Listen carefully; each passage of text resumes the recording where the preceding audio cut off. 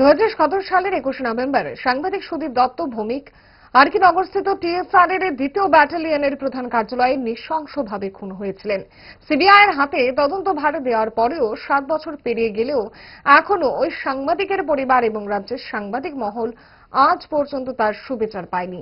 কেন্দ্রীয় সরকার এবং বিজেপি দল যেভাবে 18 সালের নির্বাচনের আগে রাজ্যের সাংবাদিক মহলকে সন্তুষ্ট করার তাগিদে যে ভরসা দিয়েছিল তার সুরাহা আজও করতে পারেনি।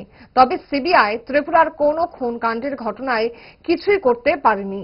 ভবিষ্যতেও পারবে কিনা জনগণ সেটা জানে না। বৃহস্পতিবার রবীন্দ্র ভবনের সামনে মোমবাতি জ্বালিয়ে স্মরণসভার আয়োজন করা হয়েছিল। যতদিন পর্যন্ত দোষীরা শাস্তি না পাবে ততদিন পর্যন্ত আন্দোলন চালিয়ে যাওয়ার অঙ্গীকারবদ্ধ হন উপস্থিত সাংবাদিকরা। সরকারের বিরুদ্ধে একটা প্রচন্ড ক্ষোভ তৈরি হয়েছিল। সেই ক্ষোভের রেজাল্ট হলো এই সরকারের পতন।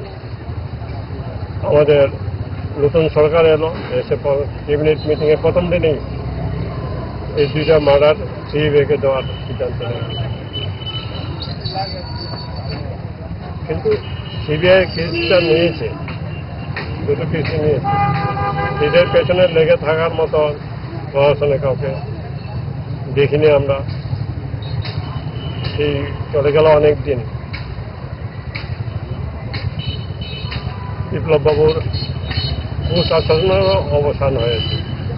এই কেসটা নিয়ে আর এগোয়নি।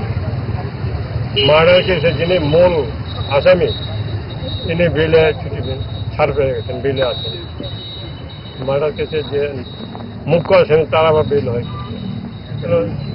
সরকার সেদিকে তাকায়। এখন আমরা সুশাসনে আছি গত 3 বছর।